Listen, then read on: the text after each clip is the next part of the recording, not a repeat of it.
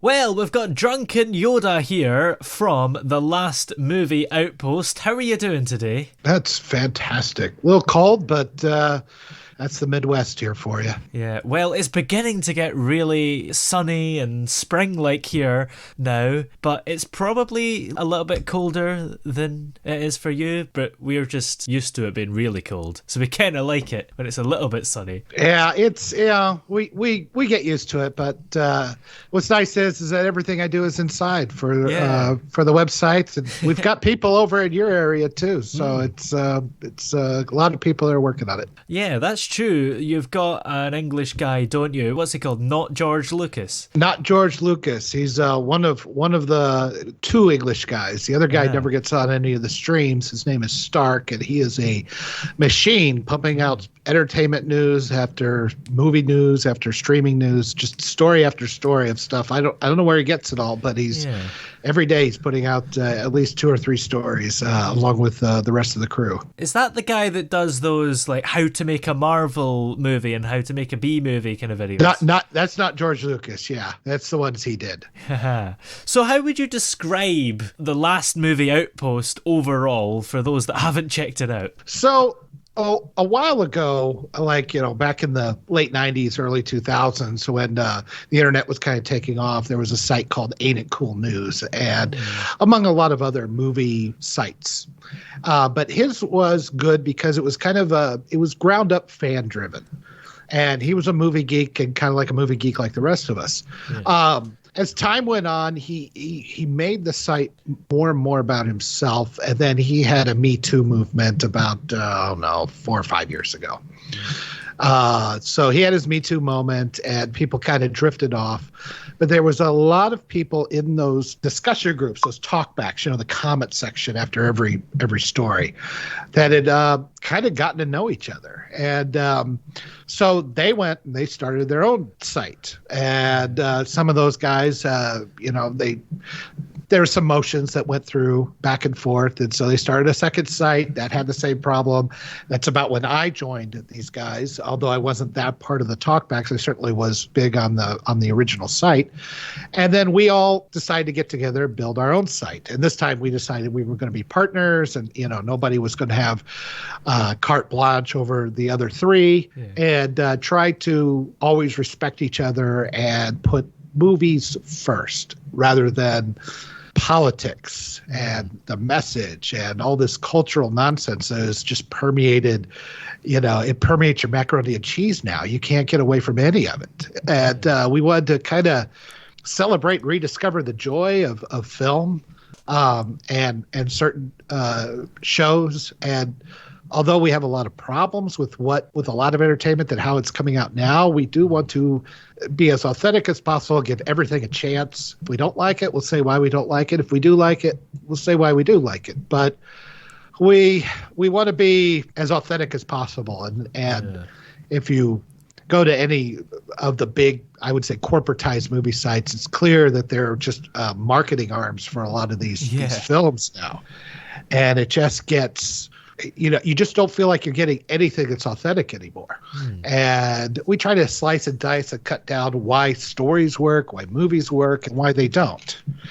And that's what we're trying to do for the most part. Yeah. And you mentioned about how you don't like the way that movies are now. Do you think that movies are worse now, or maybe were better back in the day? These days, yes, they're much worse. They're far worse than they used to be. There's a lot of various reasons for that. Some of it is political. Some of it is putting in present day problems into movies that age like milk. I think of the Revenge of the Sith movie where Obi-Wan and Anakin are having their lightsaber fight at the end. And just before that, Anakin says, "You're either with me or against me." Well, that was a veiled reference to what George Bush said back in the day. Does anybody remember that now? When you watch that movie, do you think about that now? Fortunately, it doesn't stick out like a sore thumb, but a lot of this stuff does. And on top of that, you have a lot of there was a time when movies were made, the studios would bankroll them, but they kind of trusted the directors and the writers to go and make an actual story because that's what sold. And now they will pull out whole sections of movies that make the movie incomprehensible because maybe it's too violent, or maybe it doesn't hit the right demographic, or maybe it can't get a PG-13 rating, or maybe it won't sell a toy. It has nothing to do with the actual artistry of film. And that's what we love, is the artistry of film, not the money-making aspect. Yes, we understand it takes a lot of money to make a movie these days, but I think they're killing the golden goose by trying to stick all this stuff in there that doesn't belong with the actual story. Yeah, that's true. Because there are a lot of films actually recently where humor has had to take more importance over the story. So a scene that's funny will stay, but a scene that actually helps you understand what's going on might get cut. Well, yeah, that's absolutely true. And then a lot of the humor these days are not really built on anything. It's about letting the comedians play around and improv. There's no real thought into how they're going to move forward. So I look at the two recent Ghostbusters, or the recent Ghostbusters movie versus the classic Ghostbusters movie. The one with all the ladies in it, there was a lot of weird improv about wonton soup or something. And it really was not anything to do. It was just Melissa McCarthy trying to be funny. And it sticks out like a sore thumb, and it's not really funny. I look back at the original Ghostbusters, one of the funniest scenes in there, in my opinion, because it's very situational, and it really is true to the characters that they created, is they're all in an elevator, and he says, I don't think we've ever tested this equipment. And he's like, well, yeah, it's just an unlicensed nuclear accelerator. What's the big deal? So Egon turns on Ray's, proton pack, and then he backs away slowly in an elevator. Like that's going to do anything on a nuclear bomb. It's just, you're laughing at it just for me terribly telling it to you. And I mean, that kind of humor, the situational stuff isn't there anymore. It's all slapdash, it's all conceptual, and we'll figure it out as we do it, and then we'll fix it in post. And there's no real plan on these scripts. It's the last thing they think of anymore. And so it's not all. The Green Knight came out recently. Very well done. Very artistic, but not something that's going to catch a lot of mainstream movie audiences. And that's the problem. If you are only doing things that are so artistic that they become inaccessible for a lot of movie audiences, and everything you're doing for movie audiences is basically McDonald's, we're losing something there. We're losing something of our culture in there. Yeah. Now, perhaps surprisingly, movies are perhaps one of the most controversial things, people's opinions of different films. So can it get quite heated, maybe, if you're having a discussion on Last Movie Outpost and maybe a few of you don't agree with each other about a film? Oh, no, because I'm always right, and that really helps. We are generally fairly like-minded. I would love to get more non-like-minded people in there. When we disagree about a movie, it's usually respectful, and it's usually based on something that has to do with your tastes or that kind of thing, and we kind of all understand that. Where I have a lot of trouble is that some people seem to like a particular show or movie. I think of the new Star Treks, which are so full of weird, angsty political nonsense, and then people just act like it's the same as the original Star Treks that we all loved. Like on this, I don't remember Captain Picard crying every 5 minutes. That didn't happen, So, but when you see people telling you how much they loved it, or how much they love Last Jedi, or some of these others, and you think it doesn't feel genuine. It feels like they're trying to show what a good person they are, and that borders on some sort of weird religious fervor that I really, because the corporations, they don't really care. They'll just go to wherever they think is going to make the money, and so they think Twitter is real life for some reason, and I don't think they can afford to do this, not after the pandemic. I mean, people just aren't going to the theaters anymore. Why should they when they can just watch it on streaming? So the whole art form is I'm really afraid of dying, and I just don't want that to happen. Yeah. I mean, what do you think of streaming services? Do you think they're a force for good, or because I guess most movie fans agree that cinema is better, but do you think that there's a time and a place for streaming services still? Yeah, I think well, it's all about the content, isn't it? And yeah, I'll take Netflix. Netflix has done some interesting things with Dave Chappelle and have put out some really interesting documentaries and some really good movies. They've also done some things like that Cuties movie, which actually filmed very underage kids doing some very suggestive things. That was I don't, that kind of stuff. I'm like going, is that good or bad for film? Is that a thing that we want out there? And a streaming service will, especially in this wild west of streaming services, will pick up anything and everything if they think it will get more subscriptions. And unfortunately, I think us as a consumer, we're really bad at, it's like canceling a gym membership. You just forget to do it. Yeah. And so we're not canceling those things like we should when we feel like there's something not good on it. It doesn't even have to be controversial. Maybe we just think the quality is just not good. Yeah. You don't have to go. There was a time you just didn't go to a bad Police Academy movie anymore. You just stopped buying a ticket. It wasn't because you voted a certain way. It just was a bad movie. Yeah. And that's the way it should be. But everything is disrupted now as far as the entertainment industry. And I think we're all just trying to figure out and let it all settle. So I don't know where streaming is going to fit into that. It was kind of nice. It's like, I can just get this streaming service and get these movies I want. But then another streaming service has Indiana Jones, and a third streaming service has Star Trek, and a fourth streaming, and pretty soon you're spending more money than you ever did on cable. So I don't know if that's sustainable or not. Yeah, that's true, because of course there's not just one streaming service. So if you've got all the major ones, then I think in the UK it's about £6 for the cheapest package. So that's a lot of money for loads of streaming platforms every month. It is, and from just a pure economic standpoint, I don't know how much longer Netflix can continue, because all the, we have Paramount Plus now, we have Disney, which bought 20th Century Fox, so they have their own thing. HBO is basically a Warner company. Amazon Prime is buying MGM Studios, and so they're going to have all the James Bonds. And Netflix is losing all these ones that they used to have. So either they have to put out their own original content, which is good, and I don't think there's very much on Netflix that I go, I got to have Netflix because I got to see this series. Whereas the other ones, they do, especially HBO Max. I think it's probably the most quality right now.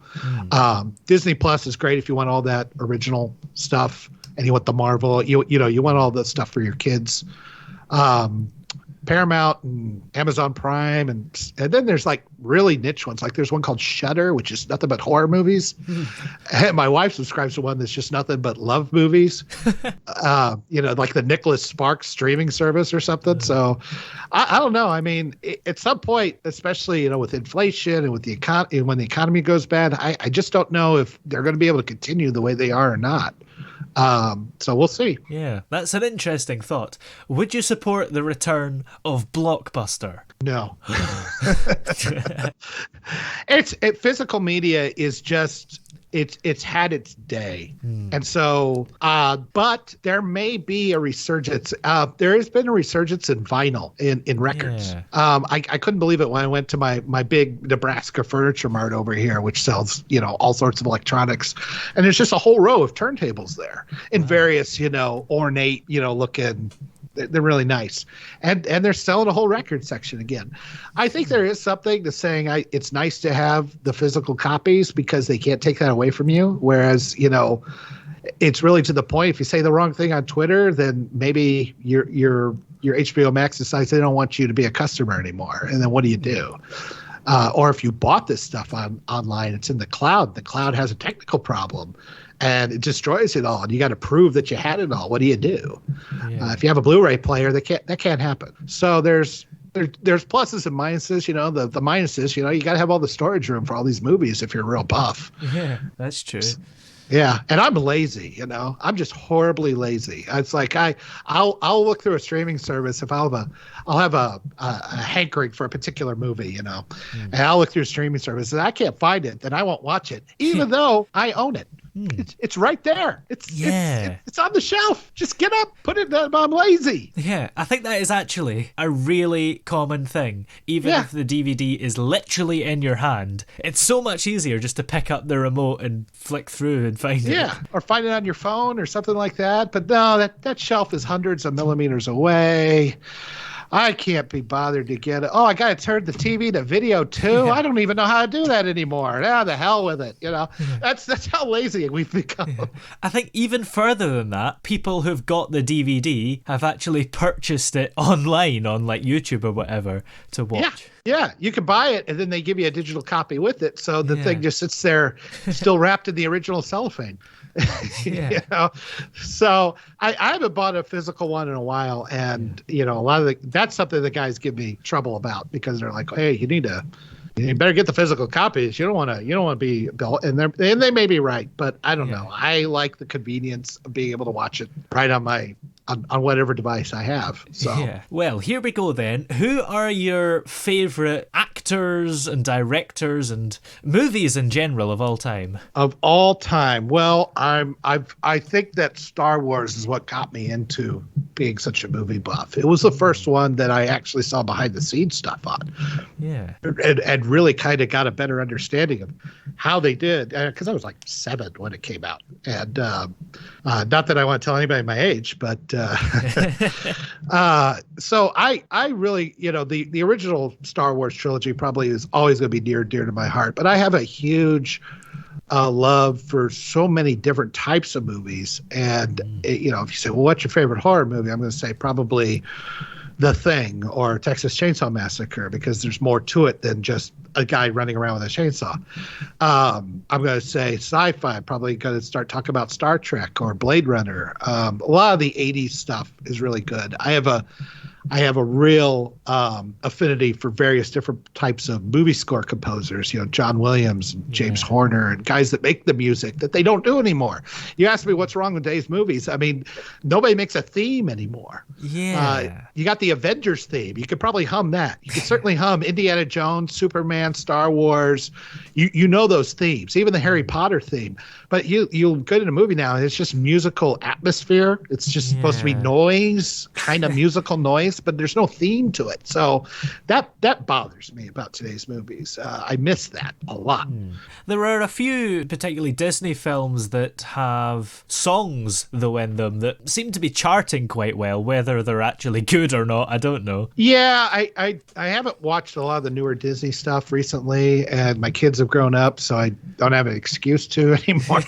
And quite frankly, the site keeps me busy between that and my day job, that I'm just trying to watch the things that I can get to in between, making YouTube videos, dissecting the movies that I loved and things like that. Yeah. Well, what's coming up in the next few days and weeks on the website, really? Have you got plans to release stuff? We're always coming, I don't keep track enough of what the other guy's doing, but there's always somebody that's going to be coming up with some behind the scenes article that's usually very long and very in depth, and it goes into some great movies. I also run the YouTube channel, got a couple guys on there. We do a weekly streaming, and then I'm doing an overlooked video on the movie City Slickers, which is very near and dear to my heart. My overlooked series is basically movies that are not classics necessarily. They're very solid or bordering on classics, but it's not one that people talk about. Like they talk about a Star Wars, they talk about a Ghostbusters or something like that, or a Godfather, but they may not talk about these movies. I found that the channels on YouTube, they either like to talk about these really, really awesome movies, these classics, or these big things that everybody's talking about, or they talk about these really bad movies like The Room. Oh, yeah. Lisa, oh, hi, Mark. Or Troll 2 or stuff like that. And nobody's really talking about something like City Slickers or The Ref or Punch Drunk Love. I think really good movie. There's a lot of these movies that kind of fly under the radar that are really solid watches, and I'm trying to bring that back into the spotlight because I think they deserve another watch. Yeah, definitely. Well, where can we check out the website and the YouTube channel? Well, I mean, I guess the YouTube channel's on YouTube. It is, weirdly enough. We wanted to put it on Facebook, but they said no. Oh. So we had to put it on YouTube because it was a YouTube channel. Yeah. We are lastmovieoutpost.com. We like to say we are the cool news now. So you can find us all there. We have all the links to all our different social sites. We have a Facebook page. I think it's /Last Movie Outpost. And of course, the YouTube. If you just search for Last Movie Outpost, you'll find us. Subscribe. We are not above begging for likes and subscriptions and all that kind of stuff. So, and hopefully you'll be able to find some movie news and some interesting things from just a different point of view. One that's not corporatized or trying to push some weird political message or something. Just people who just love the entertainment, love the art form, and want to talk about it. Yeah, absolutely. Well, many thanks for joining us today. It's been great to talk to you. I appreciate it. It's been great talking to you too.